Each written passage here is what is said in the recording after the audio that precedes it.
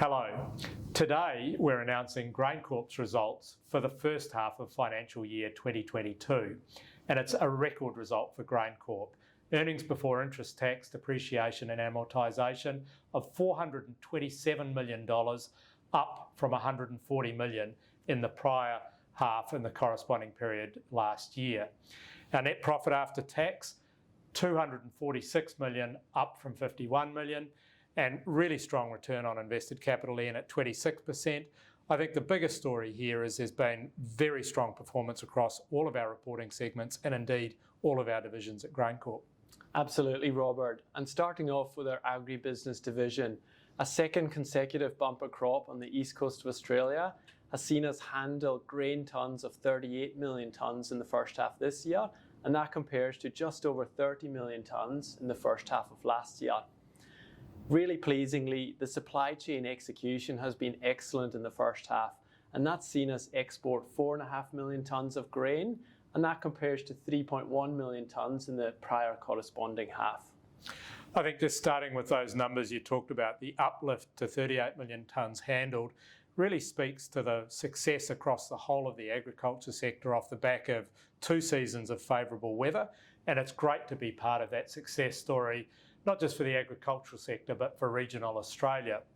In terms of our supply chain execution, it's certainly been a tough 12 months for many people, but GrainCorp's performing exceptionally well. That 4.5 million tonnes exported means we're well on track to achieve the 8.5 to 9.5 million tonnes that we're forecasting for the full year. So really seeing the resilience of our infrastructure assets and the exceptional performance of our people. Outside of the agribusiness, we've also seen very strong results in our oilseed crush and processing division, Ian. Yeah, and that's a real positive story from last year as well, continuing the improvement in our crush processing facilities.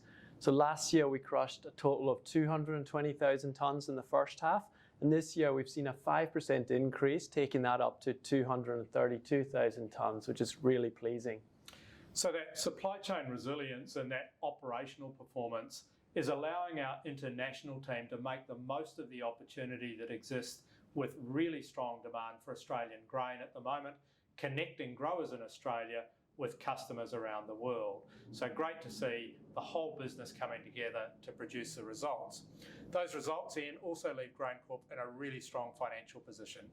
Yeah, our balance sheet has really seen an improvement off the back of that really strong first half, and that leaves us with a core cash position of $129 million at the close of the first half.